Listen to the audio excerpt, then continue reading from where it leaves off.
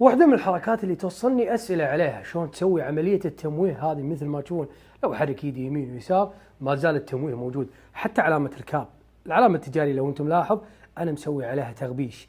لاحظوا لو ألف باتجاه يمين ولا يسار هم عليها تغبيش.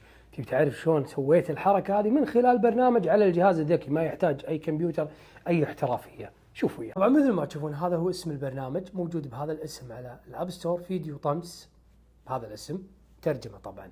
تضغط عليه فتح، ممكن تطلع لكم بعض الدعايات تسوي لها سكيب بشكل سريع، ما يحتاج انه تنطر ثواني والامور هذه.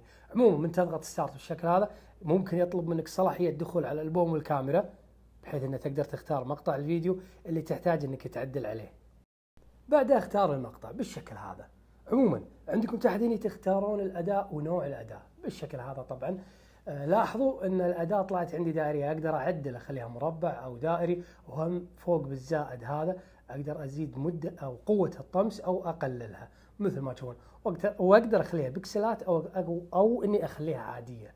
عموما تقدر بايدك الثنتين بالاصبعين تخلي اجزاء من الثانية مثل ما تشوفون بالشكل هذا. خليتها الحين اجزاء من الثانية. طبعا اختار المكان، ومن خلال السهم هذا السهمين اختار الحجم نفسه مثل ما تشوفون، وبإيدي الثانية أحرك الأداء وأحرك الأجزاء من الثانية من الفيديو نفسه.